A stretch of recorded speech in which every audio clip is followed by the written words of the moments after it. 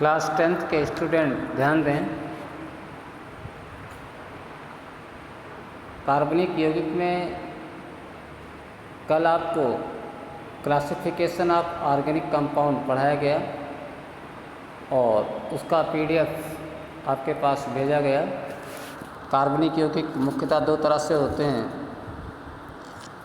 एक आपका open chain compound होगा, एक क्लोज चेन कंपाउंड होता है। ओपन चेन कंपाउंड के अंतर्गत आपने एल्केन, एल्कीन और एल्काइन को समझा।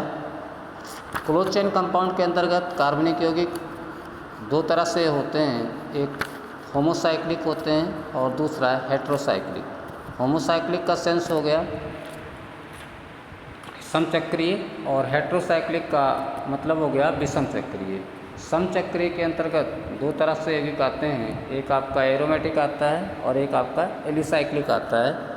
एरोमेटिक का मतलब हुआ कि जिनमें 6 कार्बन परमाणुओं की एक बंध श्रृंखला पाई जाती है और एकांतर क्रम में द्विक बंध होते हैं, तो ये हमारे होमोसाइक्लिक कहलाते हैं, जिससे उसका उदाहरण बेंजीन है। आपका इसका उदाहरण क्या है? बेंजीन है।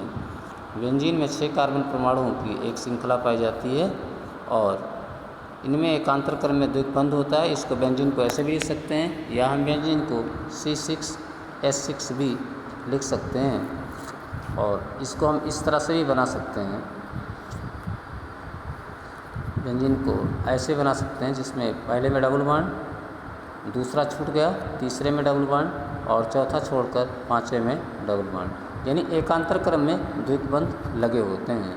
इसी तरह से फिनॉल होगा, एनिलीन होगा, टॉलुइन होगा, ये सभी होमोसाइक्लिक के अंतर्गत आते हैं और होमोसाइक्लिक में एरोमेटिक के अंतर्गत आते हैं, क्योंकि एरोमेटिक कंपाउंड में 6 कार्बन की एक बंध श्रृंखला का होना आवश्यक होता है और एकांतर क्रम में इनमें द्विक बंध पाए जाते हैं और इनमें कार्बन परमाणु की संख्या 6 निश्चित होती है।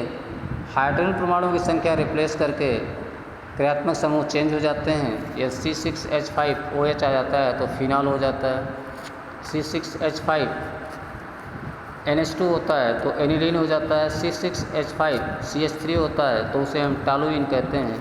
यानी इस तरह से जो हमारे एरोमेटिक कंपाउंड होते हैं उनमें क्रियात्मक समूह अगर चेंज हो जाएंगे या हम कह लें ये सभी बेंजीन डेरिवेटिव हैं, यानी बेंजीन के डेरिवेटिव हमारे एरोमेटिक कंपाउंड होते हैं। ये डेरिवेटिव ऑफ बेंजीन इसे हम बोल सकते हैं कि सभी एरोमेटिक कंपाउंड जो होते हैं बेंजीन डेरिवेटिव होते हैं।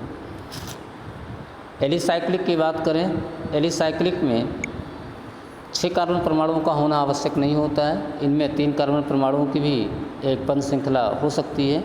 जैसे हम एक ट्रेंगल बना दें, मैथ की भाषा में एक ट्रेंगल बना दें तो हमारा साइक्लोप्रोपेन कहलाएगा। जैसे ये हमारा एक ट्रेंगल बन गया, ये ट्रेंगल है। मैथ की भाषा में तो ये ट्रेंगल है, लेकिन केमिस्ट्री की भाषा में इसे हम लिख सकते हैं C3H6। C3H6 ये हमारा, अगर हम एलिफेटिक हाइड्रोकार्बन में जाएंगे ओपन चेन कंपाउंड में तो वैसे एल्कीन है, प्रोपीन इसको बोलते हैं, लेकिन यहाँ पे चूँकि ये कार्बन परमाणु की बंध श्रृंखला है इसलिए इसको हम साइक्लोप्रोपेन बोलेंगे।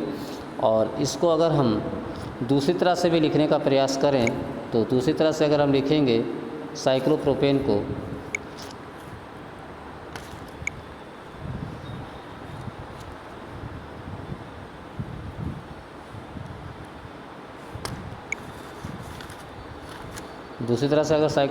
हम लिखते हैं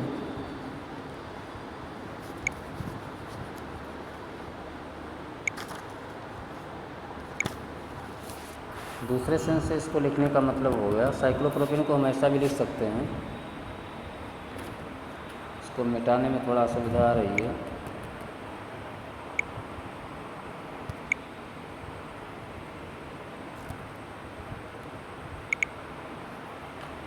जैसे यहाँ पे हम एक कार्बन यहाँ रख दें,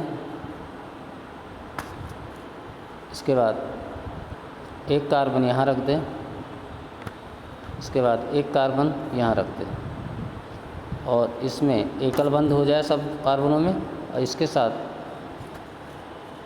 2 हाइड्रोजन यहाँ, 2 हाइड्रोजन यहाँ जोड़ दें, ये हाइड्रोजन है और 2 हाइड्रोजन यहाँ जोड़ दें। तो ये हमारा साइक्लोप्रोपेन हो गया C3H6। इसी तरह से हम साइक्लोब्यूटेन भी लिख सकते हैं, वहाँ पे C4H8 हो जाएगा, C4H8। तो वो हमारा रेक्टेंगल, चतुर्भुज, जैसे जो आपका आयत होता है, मैथ की भाषा में आयत होता है, अगर एक हम रेक्टेंगल आयत बना दें तो हमारा वो क्या हो जाएगा, साइक्लोब्यूटेन। और ये हमारा क्या है, एलिसाइक्लिक कंपाउंड। यहाँ भी कार्बन परमाणु की बंध श्रृंखला होती है, लेकिन कार्बन परमाणु की बंध श्रृंखला के साथ साथ यहाँ पे एक कंडीशन ये होती है कि 6 कार्बन परमाणुओं का होना आवश्यक नहीं होता। यहाँ पे 6 कार्बन परमाणु का होना जरूरी नहीं है कि 6 कार्बन परमाणु ही पाए जाएंगे इसके अंतर्गत। इसके अंदर 3 कार्बन परमाणु की भी बंध श्रृंखला हो सकती है, 2 कार्बन परमाणु की भी 4 कार्बन परमाणु की बंध श्रृंखला हो सकती है, 5 कार्बन परमाणु की भी बंध श्रृंखला हो सकती है, और 6 कार्बन परमाणु की भी बंध श्रृंखला हो सकती है।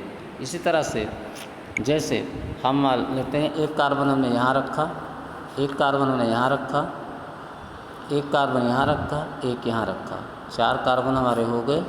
और ये इनकी क्या है, क्लोज चेन हो गई। इसके साथ हाइड्रोजन ऐसे लगा देंगे हम, क्योंकि कार्बन की संयुक्ता 4 होती है, वो अपने आप में स्थिर रहेगी। और यहाँ एक हाइड्रोजन, यहाँ हाइड्रोजन, यहाँ हाइड्रोजन, यहाँ हाइड्रोजन लगा देंगे, यहाँ हाइड्रोजन लगा देंगे, यहाँ और यहाँ, तो ये C4H8 हो जाएगा। ये हमारा साइक्लोब्यूटेन कहलाएगा।